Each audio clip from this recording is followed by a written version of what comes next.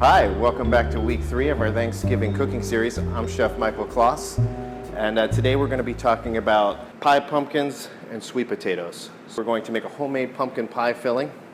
We're going to roast some pumpkin and make a nice filling with a milk jam made out of some local milk and cream.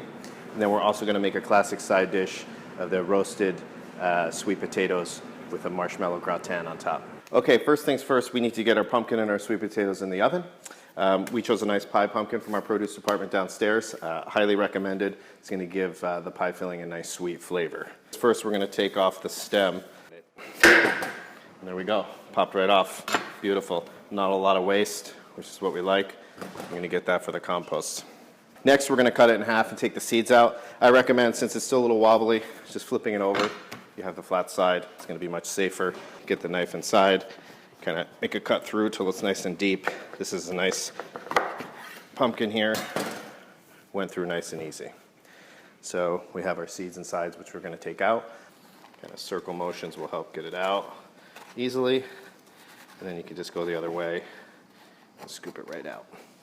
By all means, use your hands if need be. Once we get everything out, we got a nice clean pumpkin inside. We're going to repeat that with the other half. All right, now that we have our pumpkins cleaned out, they're ready to go on the roasting pan. Just going to take a little vegetable or canola style oil on the bottom. Since this is going to be for dessert, you probably want to shy away from olive oil, but you can use it if you'd like. I roll a little bit on the outside as well. We're ready to go in the oven. Now we're on to the sweet potatoes, much easier than the pumpkin. We're just going to roll them in a little bit of oil. We're going to season them up and then add a few herbs for some aromatic flavor. So we're just going to take our sweet potato. I put a little bit of oil in a bowl, or you could just put some oil on your hands, and I just roll them in there a bit. Put them on our roasting pan like so. You can also just take the oil and put them straight on the roasting pan as well. Then we're going to take a little bit of salt, some pepper, a few pieces of thyme. Just going to mix it all up a little bit. And these are ready to go. We've preheated our oven to 350. You can go 375 degrees if needed. And then we're going to put them inside. We're going to bake. They'll each take about the same time, somewhere between 30 to 40 minutes. We're looking great. We got some nice caramelization on the outside. This is telling us they're definitely done. Nice and soft, but not too soft on the inside. You can usually tell by giving it a little press. You want some indentation, but you don't want your thumb to go straight through the skin. So pumpkins are looking great. Same with the sweet potatoes. Looking wonderful. So we're going to let these cool down a bit because you need to be able to handle them. And then we'll start scooping out the filling and continuing to the next steps. Now that our sweet potatoes have cooled down a bit, they're much easier to handle, but they're still warm, which makes it a lot easier to get the skin off. So you definitely want to peel them while they're at least warm or room temperature. And I'm just going to start, you'll see, nice and hot, some steam. So we'll just start with the paring knife, and we'll just peel back a little bit. And then, really, you could just use your hands and start peeling off the skin. If the potato, if it's easier to handle a smaller piece, just break it in half. We're mashing these up anyway. So you can see we have a nice roasted potato. We're just going to continue this process. Said if you're comfortable using your hands, it's probably the easiest way. If not, then you can use the paring knife as well. I'm going to add them right into my mixing bowl, and then I will show you the next steps. Here we've started to melt our cream and butter for the sweet potatoes. I've added a little thyme. I'm going to strain it. I think it's a fun way to add a personal element or favorite flavor to the whipped sweet potatoes that are going to be part of the dish. So feel free to add any spice or herb to your cream and butter mixture. As that melts and simmers a bit, it'll infuse those flavors into the butter mixture. All right, we're now ready to put our sweet potato dish together. We have our strained cream and butter mixture. We have our sweet potatoes, still nice and warm, so they're going to be nice and easy to whip. I have some spices that I'm going to add.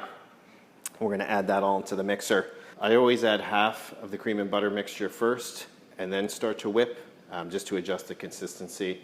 Not all sweet potatoes have the same water content inside, so we don't want to make them too soft.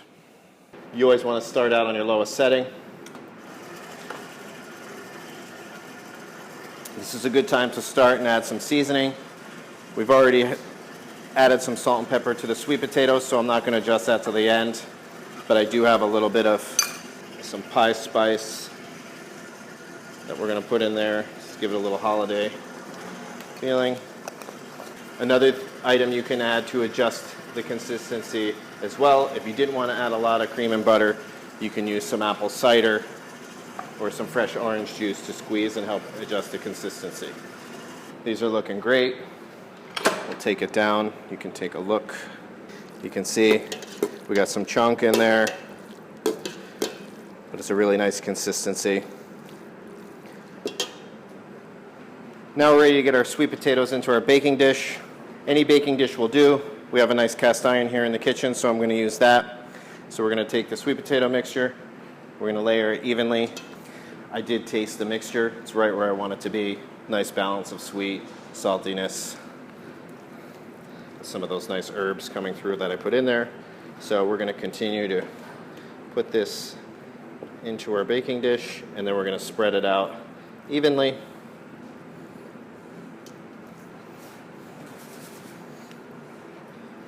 Once it's nice and even, it's ready to put our marshmallows on the top.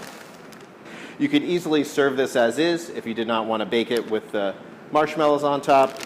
There's also a variety of things that you could put on top in substitution of the marshmallows as well. A nice nut or seed mixture that you like around the holidays will give a nice texture.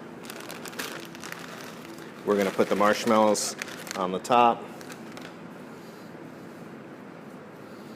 Again, this is a personal preference as to how much marshmallow you want to put on the top. I like to see a little bit of the sweet potato through, because as they melt, they are going to disperse out across the pan. This is ready to go in the oven.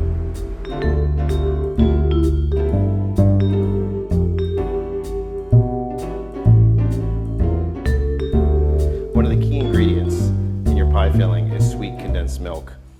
Most people use the milk out of the can, which is perfectly fine to use. I'm going to show you how to make a homemade milk jam today, which is just another way to do it.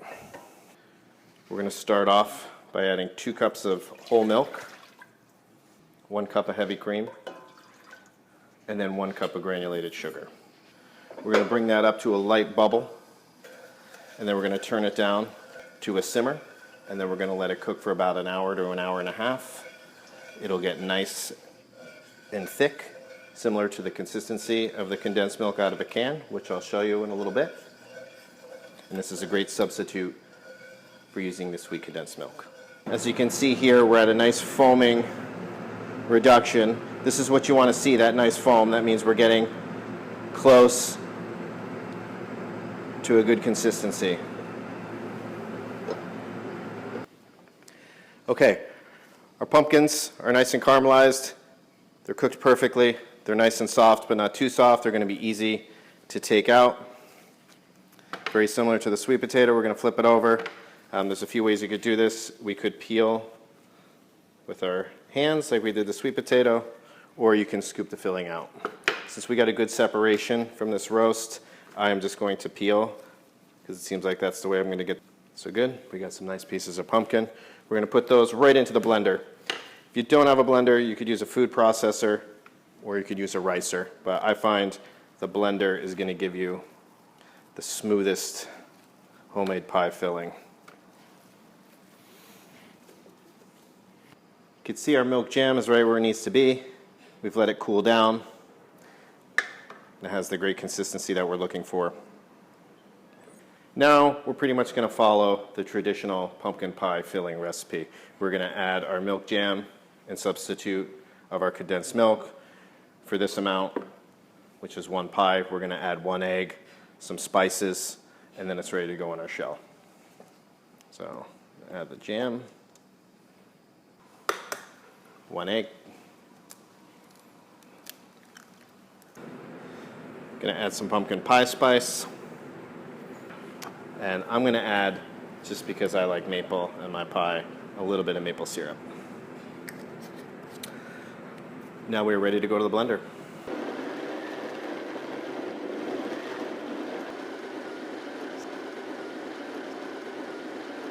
Things looking great. Just gonna give it an extra stir, nice and smooth. This is ready to go into our shell. We have a nice pie shell that we grabbed from our frozen section downstairs. And we're gonna add the filling.